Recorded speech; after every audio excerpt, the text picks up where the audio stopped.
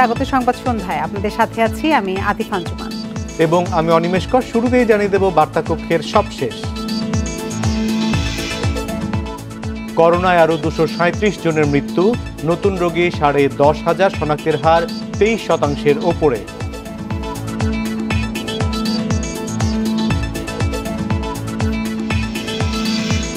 Moderna ও ফাইজারের দ্বিতীয় dose পাবে সবাই, নিশ্চিত করতেই প্রথম ডোজের টিকাদান স্থগিত।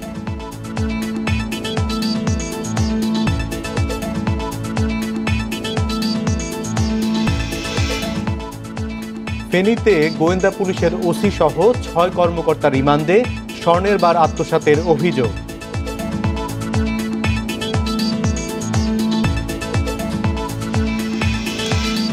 নব্য জেএমবির প্রধান প্রশিক্ষক ও বোমা প্রস্তুতকারক সহ 3 জন আটক, বিস্ফোরক পদার্থ জব্দ।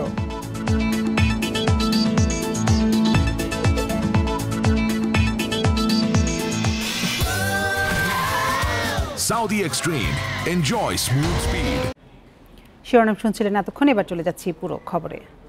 দেশে করোনায় আরও 237 জনের মৃত্যু হয়েছে, এর মধ্যে পুরুষ 134 এবং নারী 103 জন। এ নিয়ে মোট প্রাণহানি হল 23,398 জনের। 708টি ল্যাবে 24 ঘন্টায় 44,430 নমুনা পরীক্ষায় করোনা শনাক্ত হয়েছে 10,420 জনের। পরীক্ষা বিবেচনায় শনাক্তের হার 23.45%। বুধবার স্বাস্থ্য অধিদপ্তরের বিজ্ঞপ্তিতে জানানো হয়, দেশে মোট করোনা আক্রান্তের সংখ্যা দাঁড়ালো 13,86,742 জনে। সুস্থ হয়েছেন আরও 13,313 জন। এ নিয়ে মোট সুস্থ 12,48,075 জন।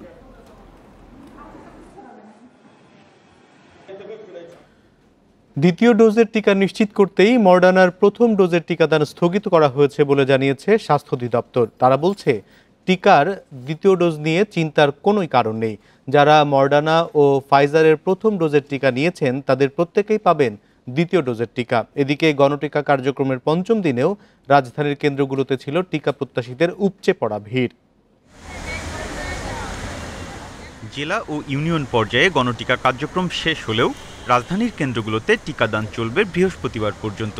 রাজধানীর বিভিন্ন কেন্দ্রে টিকা নিতে আসা মানুষগুলো পোহাচ্ছেন ভোগান্তি। 10 থেকে 15 ঘন্টা লাইনে দাঁড়িয়েও টিকা মিলছে না বলে অভিযোগ করলেন অনেকে। সকাল থেকে আইসা আমরা লাইনে দাঁড়ায় আছি, কোনো কিছু মেনটেন করা হচ্ছে না। তো এটা যদি আরো সকাল থেকে করা হতো আরো ভালো হতো, আর দুজন যদি করতো আরো ভালো হতো। এখনই টিকা শেষ তারা বলছে, অথচ যাদের অনেকেরই টিকার টোকেন কিন্তু নাই, তারাও কিন্তু ঢুকছে। লোক অনেক কম, অথচ বলতেছে এই রুম থেকে ওই রুমে যান, ওই রুমে এই রুমে আসেন। এর ভিতরে আবার বলতেছে আজকে হবে না, কালকে আসেন। গণটিকা কার্যক্রমে 32 লাখ টিকা দেওয়ার লক্ষ্যমাত্রা অনেকটাই পূরণ হয়েছে প্রথম দুদিনেই। ফলে রাজধানীর কেন্দ্রগুলোতে প্রতিদিন 300 মানুষকে টিকা দেওয়া হচ্ছে। এর ফলে লাইনে দাঁড়ানো অনেকেই টিকা না পেয়ে ফিরে যাচ্ছেন। যারা অসুস্থ বিকলাঙ্গ মানে চলতে পারে না, তাদেরকে মানে আমরা আগে দিয়েছি। যে কোটা আছে সেই কোটা অনুযায়ী আমরা এখানে 350 টিকা দিতে পারি। 350 লোক নিয়ে আমরা বাকিটা বিদায় করে দিই। এদিকে বৃহস্পতিবার থেকেই বন্ধ হয়ে যাচ্ছে মডার্নার প্রথম ডোজের টিকাদান। স্বাস্থ্য অধিদপ্তরের এই মুখপাত্র জানালেন, টিকার দ্বিতীয় ডোজ নিশ্চিত করতেই প্রথম ডোজের টিকাদান স্থগিত করা হয়েছে। প্রথম ডোজ পাওয়া সবাই পাবেন দ্বিতীয় ডোজ, তবে নিয়মিত টিকা কার্যক্রমে দেয়া হবে সিনোফার্মের টিকা। মডার্নার যে পরিমাণ টিকা আমরা বাংলাদেশে পেয়েছি, আমরা তার কিন্তু অর্ধেকখানি টিকা এই 12 তারিখ পর্যন্ত আমরা দেব, প্রথম ডোজের টিকা দেব। যারা প্রথম ডোজ পেলেন, বিভিন্ন সময়ে পেয়েছেন, 4 সপ্তাহ পর তারা কিন্তু তাদের দ্বিতীয় ডোজের টিকাটি পাবেন।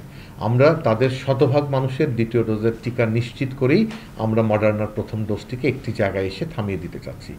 স্বাস্থ্য বিভাগ জানিয়েছে, দ্রুতই সিনোফার্মের 6 কোটি টিকা বাংলাদেশে আসবে। টিকা পাওয়া সাপেক্ষে আবারও গণটিকা কার্যক্রম শুরু করা হবে। Biprajit Chanda, Independent news, Dhaka. চীনা প্রতিষ্ঠান সিনোফার্মের কাছ থেকে আরও 6 কোটি ডোজ করোনার টিকা কেনার প্রস্তাব অনুমোদন করেছে ক্রয় সংক্রান্ত মন্ত্রিসভা কমিটি। এর ক্রয় মূল্য প্রসঙ্গে অর্থমন্ত্রী জানান, এর দাম আগের চেয়ে বাড়েনি, আর এসব টিকা আসতে পারে নভেম্বর মাস নাগাদ। অর্থমন্ত্রীর সভাপতিত্বে বুধবার ভার্চুয়ালি হয় ক্রয় সংক্রান্ত মন্ত্রিসভা কমিটির সভা। এতে অনুমোদনের জন্য 10টি প্রস্তাব উত্থাপন করে কমিটি। এর মধ্যে অনুমোদন দেয়া হয়েছে 9টির। ভ্যাকসিন দেওয়ার জন্য 27 কোটি 64 লক্ষ ভ্যাকসিন প্রয়োজন। এর মাঝে আমরা 2 কোটি 55 লাখ আমাদের হাতে আছে, সংগ্রহ করা হয়েছে, বাকিটা সংগ্রহ করতে হবে।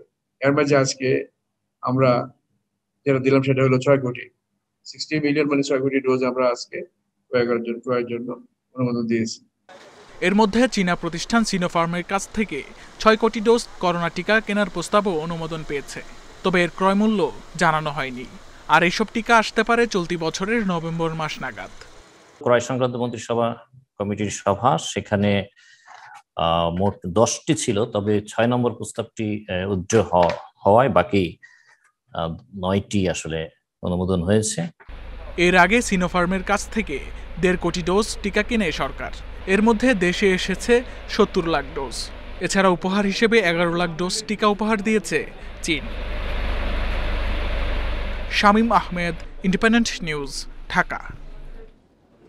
করোনার গণটিকা কর্মসূচি বাস্তবায়নের পর শিক্ষা প্রতিষ্ঠান খুলে দেওয়ার চিন্তা রয়েছে বলে জানান সড়কমন্ত্রী ওবায়দুল কাদের। সকালে রাজধানীর ডিপ্লোমা ইঞ্জিনিয়ার্স ইনস্টিটিউট মিলনায়তনে জাতীয় শোক দিবসের অনুষ্ঠানে তিনি একথা বলেন। এ সময় তিনি সবাইকে গণটিকা কার্যক্রমে অংশ নেওয়ার আহ্বান জানান। বর্তমান সরকার রাজনৈতিক সরকার দাবি করে ওবায়দুল কাদের বলেন, সরকারের সিদ্ধান্ত রাজনীতিবিদরাই নেন আর আমলারা তা বাস্তবায়ন করেন।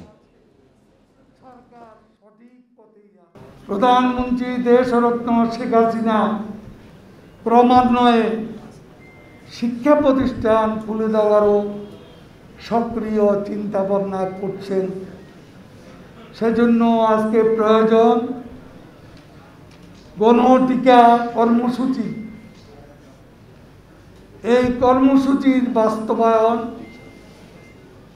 যা সারা বাংলাদেশে বিপুল আগ্রহের সৃষ্টি করেছে। স্বর্ণের বার আত্মসাৎ মামলায় ফেনীতে গোয়েন্দা পুলিশের ওসি সাইফুল ইসলামকে 4 দিন রিমান্ডে পাঠিয়েছে আদালত। এছাড়া অন্য 5 কর্মকর্তাকে 3 দিন করে রিমান্ডে জিজ্ঞাসাবাদের জন্য অনুমতি দেওয়া হয়েছে। ব্যবসায়ীর কাছ থেকে 20টি স্বর্ণের বার ছিনিয়ে নেওয়ার অভিযোগে তাদের গ্রেপ্তার করা হয়। ফেনীতে স্বর্ণ ব্যবসায়ীর কাছ থেকে 20টি স্বর্ণের বার ছিনিয়ে নেয় 6 পুলিশ কর্মকর্তা। মঙ্গলবার গোয়েন্দা পুলিশের ওসি সাইফুল ইসলাম, এসআই মিজানুর রহমান, নুরুল হক, মোতাহার হোসেন, এএসআই অভিজিৎ বড়ুয়া ও মাসুদ রানাকে গ্রেপ্তার করা হয়। ঢাকায় যাওয়ার পথে আমাকে ব্যারিকেড দিয়ে একটা জায়গায় আটক করার পর ওরা আমার থেকে মালগুলো অনেকটা জোরপূর্বক ছিনিয়ে নেয়। আমি ওদেরকে বলছিলাম যে আমার কাগজপত্র আছে, আমাকে আপনারা থানায় নিয়ে যান। আমি ওখানে বল, কিন্তু ওরা কোনো কথা শুনে নাই। বুধবার দুপুরে 6 আসামিকে ফেনীর সিনিয়র জুডিশিয়াল ম্যাজিস্ট্রেট আদালতে হাজির করা হয়। এ সময় প্রত্যেকের 5 দিন করে রিমান্ড আবেদন করেন তদন্ত কর্মকর্তা। শুনানি শেষে বিচারক আব্দুল্লাহ খান অভিযুক্ত ওসি সাইফুল ইসলামকে 4 দিন ও অন্যদের 3 দিন করে রিমান্ড মঞ্জুর করেন। 1 নম্বর আসামিকে 4 দিনের পুলিশ রিমান্ড মঞ্জুর করেছে, বাকি 5 জনকে 3 দিনের পুলিশ রিমান্ড মঞ্জুর করা হয়। আপনি যে আবেদন করেছে দেবেন, আবেদন নামঞ্জুর করা হয়েছে। বিজ্ঞ আদালতকে বলছি ওনাদের রিমান্ডের আবশ্যকতা দরকার আছে। আর এর পরিপ্রেক্ষিতে বিজ্ঞ আদালত এই 1 নম্বর আসামি ওসি তদন্ত সাইফুল ইসলামকে 7 দিনের এবং আরো 2 জন আসামিকে 3 দিন করে রিমান্ড মঞ্জুর করছে। 8 আগস্ট চট্টগ্রাম থেকে ঢাকা যাওয়ার পথে গোপাল দাসের 20টি স্বর্ণের বার ছিনিয়ে নেয় পুলিশ। পরদিন ফেনী মডেল থানায় মামলা করেন ওই ব্যবসায়ী। উদ্ধার হয় 15টি স্বর্ণের বার, যার দাম 1.5 কোটি টাকার উপরে। Independent news desk. নব্য জেএমবির সামরিক শাখার প্রধান প্রশিক্ষক ও বোমা প্রস্তুতকারক সহ 3 জনকে আটক করেছে ডিএমপির counter terrorism and transnational crime unit. মঙ্গলবার রাজধানীর কাফরুলে এক অভিযান চালিয়ে তাদের আটক করা হয়। বুধবার দুপুরে ডিএমপির মিডিয়া সেন্টারে এক সংবাদ সম্মেলনে সিটিটিসির প্রধান মোহাম্মদ আসাদুজ্জামান বলেন, আটককৃতদের কাছ থেকে বিস্ফোরক পদার্থ উদ্ধার করা হয়। পুলিশ জানায় আটক 3 জন বোমা ও গ্রেনেড তৈরিতে পারদর্শী। এছাড়া নব্য জেএমবির সদস্যদের বোমা তৈরি প্রশিক্ষণ দিতেন তারা। আটককৃতরা নব্য জেএমবিকে সংগঠিত করতে রোহিঙ্গা ক্যাম্পেও কার্যক্রম চালায় বলে জানানো হয়েছে। আইনশৃঙ্খলা বাহিনীর দাবি, ড্রোনে বোমা সেট করে বিভিন্ন স্থাপনায় হামলার পরিকল্পনা ছিল তাদের। আটককৃতদের বিরুদ্ধে সন্ত্রাসবিরোধী আইনে মামলা করেছে পুলিশ। একটি বড় কেমিক্যাল কোম্পানিতে চাকরি করে সেখান থেকে বিপুল পরিমাণ এক্সপ্লোসিভ প্রিকারসার, যেটাকে আমরা বলি, যার মাধ্যমে বড় রকমের আইডি প্রস্তুত করা সম্ভব, সেই এক্সপ্লোসিভ প্রিকারসার্স নিয়ে বড় ধরনের হামলার পরিকল্পনা করছিল। টানা 19 দিন লকডাউনের পর আজ থেকে চালু হয়েছে গণপরিবহন। খুলেছে সরকারি বেসরকারি অফিস, দোকান ও শপিং মল। সেই সাথে সারা দেশে চলছে বাস, ট্রেন, লঞ্চ। তবে চলাচলে নিষেধাজ্ঞা তুলে নেয়ায় যানজটের চিরচেনা রূপে ফিরেছে রাজধানী ঢাকা। ১৯ দিন বিরতির পর সড়কে চলছে বাস। মহাখালী বাস টার্মিনালে উত্তরবঙ্গ, ময়মনসিংহ ও সিলেটগামী যাত্রীরা সকালেই চলে আসেন বাস টার্মিনালে। কাউন্টারেও পাওয়া যায় আগের দামের টিকিট। যেহেতু দূরপাল্লার বাসগুলো ছাড়তেছে, আমাদের জন্য যাতায়াত ব্যবস্থা সহজ হবে। ভাড়া কেমন পাচ্ছেন? ভাড়া আমার জিনাইদা আমার কাছ থেকে 600 টাকা নিচ্ছে, রেগুলার ভাড়াই নিচ্ছে। আমি অ্যাডভান্স টিকিট কাটতে আসছি, কিন্তু এরা টাইম টেবিল অনুযায়ী দিতে চাচ্ছে। যেভাবে রেট করা আছে রেট কাটে নিয়ে আসছে, কিন্তু যাত্রী তো নাই, কারে দিয়ে টিকিট বিক্রি করবো। গাবতলীতেও যাত্রীর চাপ ছিল কম। লকডাউনে যারা গ্রামের বাড়িতে যেতে পারেননি তারা এখন ছুটছেন বিভিন্ন গন্তব্যে।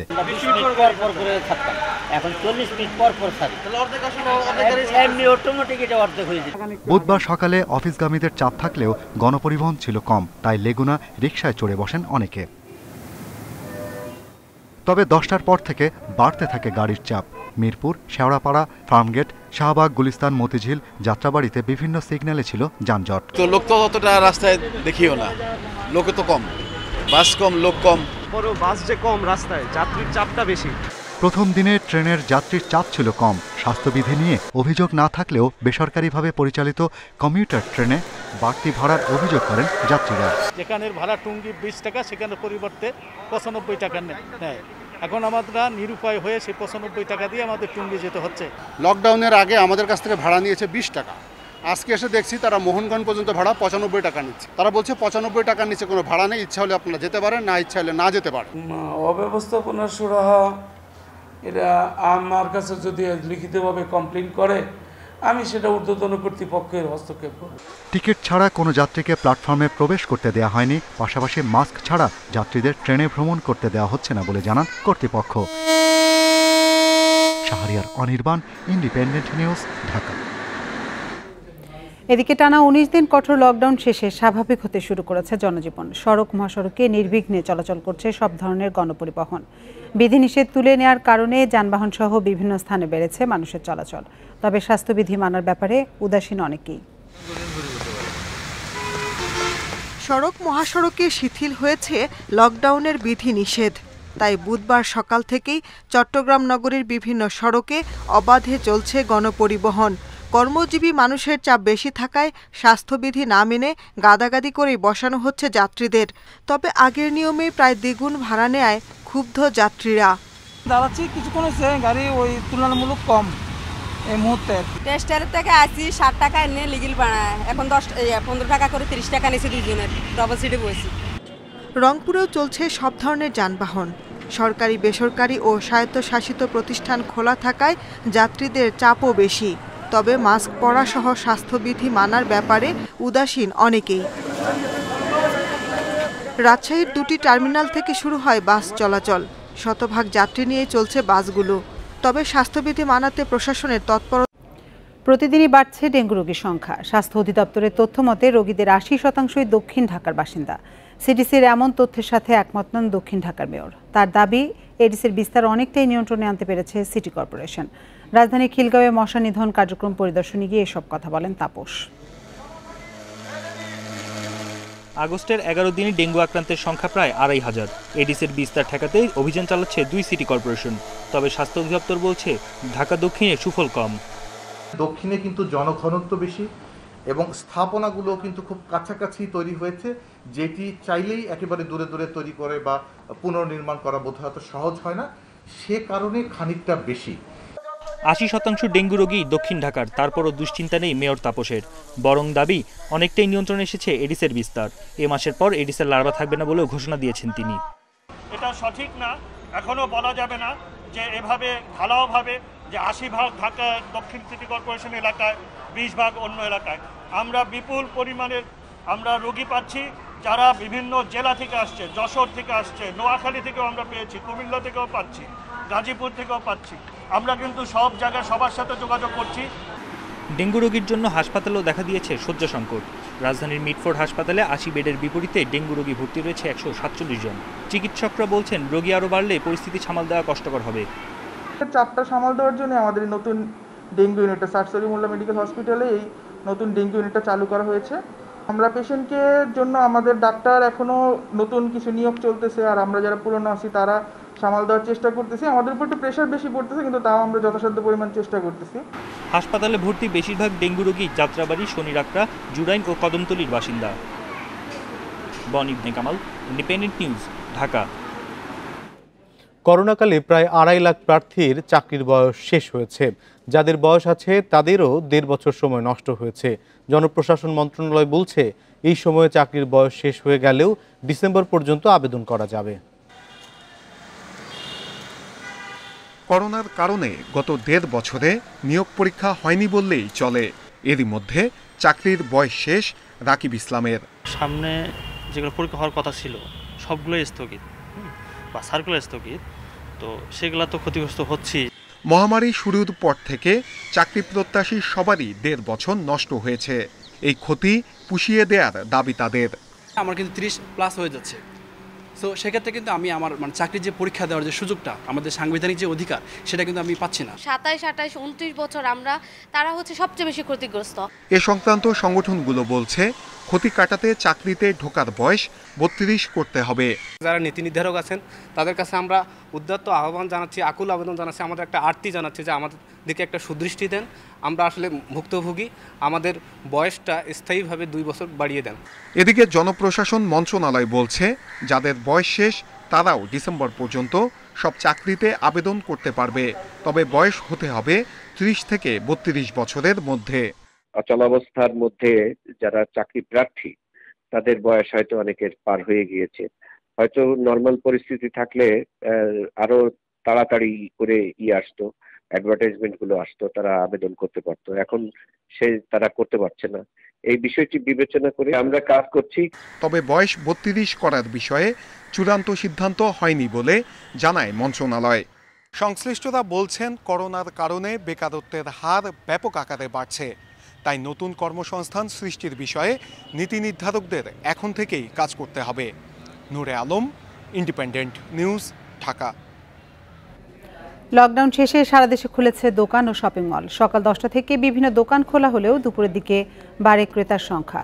স্বাস্থ্যবিধি নিশ্চিতে মার্কেট কর্তৃপক্ষ নানা পদক্ষেপ নিলেও অনেক ক্রেতা বিক্রেতাকেই তা মানতে দেখা যায়নি। ঈদের পর টানা 19 দিন লকডাউনে বন্ধ ছিল দোকান ও শপিং মল। বিধিনিষেধ তুলে নেয় বুধবার দোকান শপিং মল খোলেন ব্যবসায়ীরা। সকালে ক্রেতাদের দেখা না মিললেও বেলা বাড়ার সাথে সাথে ভিড় করে মানুষ। তবে স্বাস্থ্যবিধি মেনেই কেনাকাটা করা হচ্ছে বলছেন ক্রেতারা। যতটুকু দেখতেছি যে যেরকমটা বলা হয়েছিল ওরকম মনে হয় সম্ভব না, আর মানুষ ওরকম ইয়াও না, অত সচেতনও না। তো নানান প্রয়োজনীয়তা থাকে, সেই প্রয়োজনে বের হওয়া, ডাক্তার কাছে আসা, কিছু কেনাকাটা করা। হ্যাঁ, আমরা মাস্ক পরাছি, হ্যান্ড স্যানিটাইজার ব্যবহার করতেছি, একটু দূরত্ব বজায় রাখতেছি। দোকানিরাও দাবি করেন করোনা স্বাস্থ্যবিধি মেনেই বেচাকেনা চলছে, তবে প্রথম দিনে তেমন বেচা বিক্রি জমেনি জানান তারা।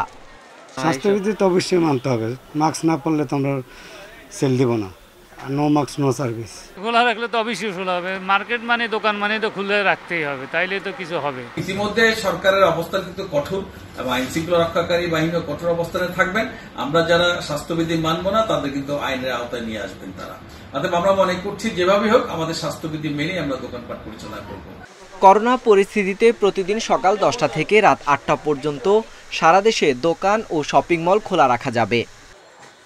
Sohel Rana, independent news, Dhaka. সরকার নির্ধারিত দামে বিক্রি হচ্ছে না ব্রডব্যান্ড ইন্টারনেট। অনেক জায়গায় 2 থেকে 3 Mbps 500 টাকায় নিতে হচ্ছে বলে অভিযোগ গ্রাহকদের। আর বাংলাদেশ টেলিযোগাযোগ নিয়ন্ত্রণ কমিশন BTRC বলছে অভিযোগ পেলে ব্যবস্থা নেওয়া হবে। প্রত্যন্ত এলাকাসহ সারা দেশে একই দামে ইন্টারনেট সেবা দিতে ব্রডব্যান্ডকে এক দেশ এক রেট টেরিফের আওতায় আনার উদ্যোগ নেয় সরকার। এর ফলে গত জুন থেকে নতুন দামে ব্রডব্যান্ড ইন্টারনেট সেবা পাওয়ার কার্যক্রম শুরু হয়। BTRCর বেঁধে দেয়া দাম অনুযায়ী 5 Mbps সর্বোচ্চ 500 টাকায়, 10 Mbps 800 টাকায় এবং 20 Mbps সর্বোচ্চ 1200 টাকায় পাওয়া যাবে। তবে গ্রাহকদের অভিযোগ সরকারের নির্ধারিত দামে মিলছে না ব্রডব্যান্ড ইন্টারনেট। রাজধানীর বাইরেও একই অবস্থা। আমার আইএসপি আমাকে বিল কমানোর ব্যাপারে কোনো ইনফরমেশন দেয়নি, কিছু বলেনি। ফেসবুকই চালাইতে পারি না, আমাদের সাথে যেটা কথা ছিল সেই কাজটা ওনারা করে না। প্রপারলি আমরা ওই যে স্পিডটা সেটা আমরা পাই না, শুধু বাফারিং আর বাফারিং। খালি ঘুরে আমাদের ঠকানো হইতেছে, আমাদের ঠিক মতো দেওয়া হয় না। Internet service provider association ISPAB জানায়, কিছু জটিলতার কারণে এখনও অনেক জায়গায় সরকারের নির্ধারিত দামে সেবা নিশ্চিত করা সম্ভব হচ্ছে না। আগামী মাস থেকেই সারা দেশে একই দাম নিশ্চিত করা হবে।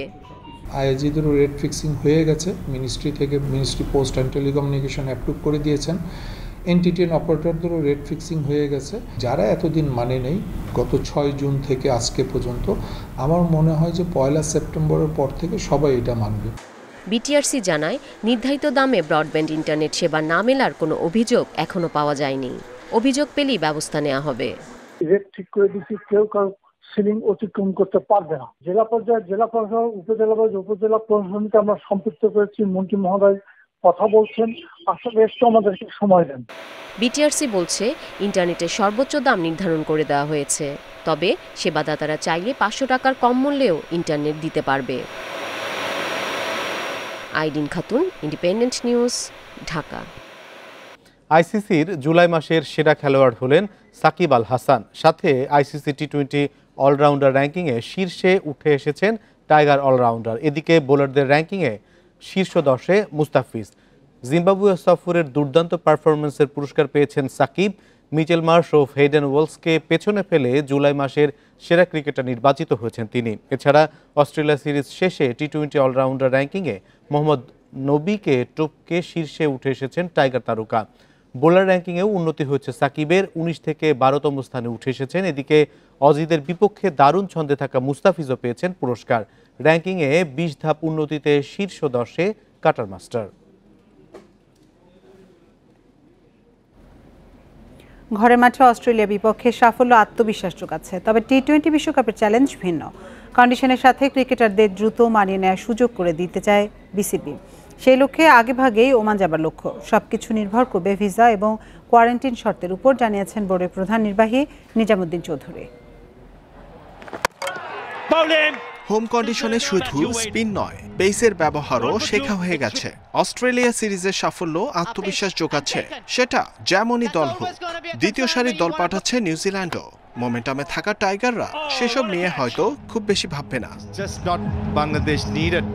যে লক্ষ্যে এত আয়োজন, সেই টি20 বিশ্বকাপের চাহিদা আলাদা। মিরপুরের মতো অত স্লো অ্যান্ড লো উইকেটের প্রত্যাশা না করে স্পোর্টিং কন্ডিশনের বিষয়টি মাথায় নিয়ে নেওয়াই ভালো। সংযুক্ত আরব আমিরাতে খেলার কিছু অভিজ্ঞতা থাকলেও ওমান একেবারে নতুন গন্তব্য টাইগারদের জন্য। সে লক্ষ্যে সেখানে একটু আগেই যাবার পরিকল্পনা। কোয়ারেন্টিন শর্ত অনুকূলে থাকলে একটু আগেই হয়তো শুরু হয়ে যাবে রিয়াদ সাকিবদের বিশ্বকাপ মিশন। আমাদের সাথে আইসিসি এবং হোস্ট যারা আছেন ওয়ার্ল্ড টি20 তাদের সাথে যোগাযোগ হচ্ছে। কিছু প্রোটোকলের বিষয় রয়েছে, ওখানকার কোভিড প্রোটোকল কী হবে, প্লেয়ারদের কতদিন কোয়ারেন্টাইন করতে হবে, এই বিষয়গুলো নিয়ে মূলত কাজ হচ্ছে। এবং এই বিষয়গুলো চূড়ান্ত হলেই আপনারা জানতে পারবেন যে আমরা কবে নাগাদ, যদি কোনো প্রি ক্যাম্পের অ্যারেঞ্জমেন্ট থাকে, সেটা আমরা কবে জয়েন করব। বায়ো বাবলে টানা অবস্থানের ক্লান্তি এড়াতে ইংল্যান্ড সিরিজের সূচিতে অদল বদল। তবে টানা বিশ্রাম হয়তো পাচ্ছেন না ক্রিকেটাররা। আন্তর্জাতিক ক্রিকেটের সমান্তরালে স্বাস্থ্যবিধি মেনে ঘরোয়া আয়োজন শুরু করতে চায় বিসিবি। আমাদের যে ইংল্যান্ড, যে বাংলাদেশের যে হোস্ট করার যেটা শিডিউল ছিল, সেটাকে আমরা রিশিডিউল করেছি ইংল্যান্ড ক্রিকেট বোর্ডের সাথে কথা বলে। মূলত প্লেয়ারদের একটু মেন্টাল রেস্ট বলেন বা ফিজিক্যাল রেস্ট বলেন, সব কিছু ইনশিওর করার জন্যই কিন্তু এই গ্যাপটা আমরা বের করেছি। টি20 সিরিজে অজিদের লজ্জা দিলেও আতিথেয়তার সব শর্ত পূরণ করেছে বাংলাদেশ। কোভিড প্রোটোকল রক্ষায় 100তে 100 পেয়েছে বোর্ড। সেই একই ছকে এবার নিউজিল্যান্ড মিশন সম্পন্ন করার লক্ষ্য। জহিরুল ইসলাম, ইন্ডিপেন্ডেন্ট নিউজ, ঢাকা। আনুষ্ঠানিকভাবে লিওনেল মেসিকে নিজেদের খেলোয়াড় হিসেবে পরিচয় করিয়ে দিল পিএসজি। বিকেলে এক সংবাদ সম্মেলনে মেসিকে পরিচয় করিয়ে দেন পিএসজির প্রেসিডেন্ট নাসের আল খেলাইফি। লা পারিসিয়ানদের হয়ে 30 নম্বর জার্সিতে মাঠ মাতাবেন আর্জেন্টাইন খুদে জাদুকর। 2 বছরের চুক্তিতে পিএসজিতে থাকবেন মেসি, তবে দুপক্ষের সম্মতিতে আরও 1 বছর বাড়তে পারে। প্রতি মৌসুমে 35 মিলিয়ন ইউরো পাবেন সাবেক বার্সা ফরওয়ার্ড। শনিবার স্ট্রাসবার্গ ম্যাচ দিয়ে পিএসজি জার্সিতে অভিষেক হতে পারে মেসির। মাঠে নামার আগেই নিজের লক্ষ্য স্পষ্ট করেছেন এই বিশ্বসেরা ফুটবলার।